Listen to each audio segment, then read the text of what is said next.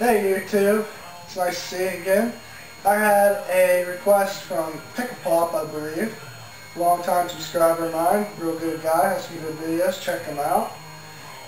He wanted to have a video on how to weld transaxles for positive traction on the spider gears. So, I figured a few other people have them.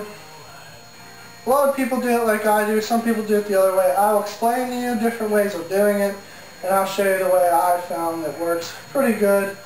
And I'll show you that if you can even weld at all, how easy it is.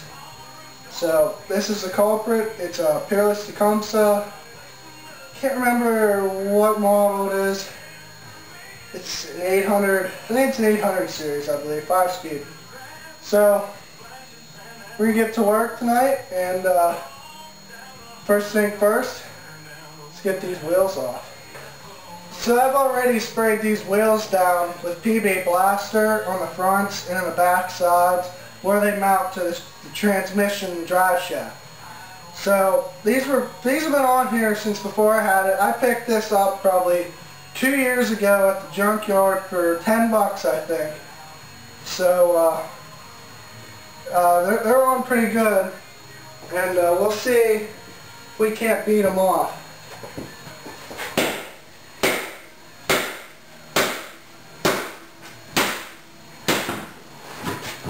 There's one. See if the other one will come off. And if you're planning on keeping your wheels, don't do this. But in my case, it's okay because these are junk wheels and tires anyway. Alright, now that you got those pesky wheels off, which I don't recommend beating them off if you don't have to, because you can actually see how bad that slides now. I probably popped the clip off the end of it. That's why if you ever watch Fearless Runt's video, whenever he welds his spiders, he also welds the axle gears on, so that doesn't happen. I'll show you more what I mean when I get it torn apart. But now, your next step is remove the pulley. Some are bolted on, some are E-clips, C-clips. Most of the time, they're snap rings. So, get a pair of snap ring pliers, pop that off. Sometimes they come right off, most of the time they don't. So then, when they don't, you gotta use a gear puller. It's all in pieces there, I'll get it together, and pull it off. Alright, so now that you got the pulley off, you're gonna want to go around and make sure all of these bolts are ran out, and make sure you can pull them all out the way none get hung up. And then you're just going to want to kind of tap opposite corners, a little harder than that, but not too hard. You don't want to break the case or crack the case. I've already went ahead and did all of that, and now you just want to make sure that everything's free and pull the top of the case off. While you do this, be careful. Let it come out right. For more information, go to leavetheresttous.com, and thanks from Mattress Discounters. What are your days again? Don't you feel louder, girl? Great day. So I'm going to take a flathead screwdriver and just kind of get in between the case and go around and just work it up. And you might be able to see it coming. In my case, it wasn't the same way I thought it would be, and this wanted to stay in, so I wasn't going to argue with it. So I'm going to leave all my top gears in here, and I'm going to have to eventually put them back into place because they're all out now.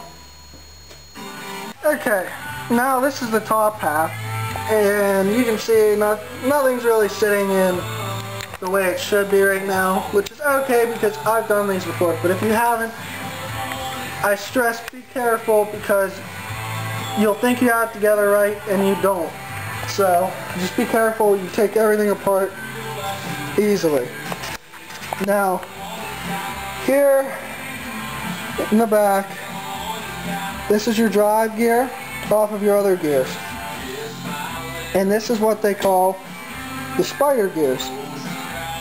Now, in order for it to be one wheel peel, see, I'm spinning one axle in the drive gear, and the other gears work against it. It actually wants to turn the other one backwards. But when the wheel's firmly on the ground, it doesn't do that. It just spins one wheel. Now, to stop this, you want to weld the gears together and make it one solid unit. Now, other people have taken these gears out of the carrier and welded them to the shaft. That works as well. You can do that. Or I've actually seen, it's called the Fozzie locker, people weld in every tooth but the teeth that go onto the other gear so that it can't go over, and it gives it a little bit of play, kind of like a locker, but not really the same, because a locker in a car, it's a whole bunch of mechanical components that, you know, give it a little give so you can go around turns. It's not the same, but it's similar. So what I do is I weld all these together, then you flip it over to the other side and do it the same on each side.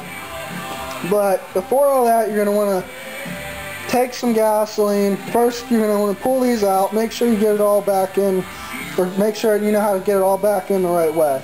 You're going to pull everything out and clean it all up good with gas, or else your weld's not going to want to stick. Sometimes it's not going to want to stick regardless. So, you know, it's a, you know, you know, whatever. So then the next thing you're going to want to do, after you clean everything you want to weld, and most of the time you clean everything out because you're going to put new grease, gear oil, whatever you're choosing is in anyway. You know, why have a part, why not do it? So then I always take rags, you know, even socks, old jeans cut up, and just lay them everywhere except where you're welding. Wet them first, and then that'll, you know, help keep the slag out and prevent fires since they're wet. So I'm going to go ahead and I'm probably just going to spray these with brake cleaner just for the fact that I'm not really worried about this tranny working. But if this was a good one for me, I would clean it all out real good. So I'm going to spray these up, get them clean and ready to weld, and get my dome laid out, and I'll show you guys in 1 second. Alright, now that I got my gears relatively clean enough in the teeth, I know it's pathetic. I'm going to go ahead and fix right in here's where I broke when I was popping my wheel off. Since I bent my clips, I'm not sure, there's one of them, so you kind of pointless to put them back in and have them break on a romp, say if I was going to use this. So I'm just going to weld it. I might actually use this tranny, it's pretty good, it's got bearings and everything. It's a good tranny. So I'm going to go ahead and weld it to this gear on one side. I'll get the other side later. And then, instead of doing what I told you most people do on these trannies, which if I knew it was this style tranny, I would have told you to begin with, you can actually take another spider gear off something else, sit right in there like, sorry, excuse me, like that, and,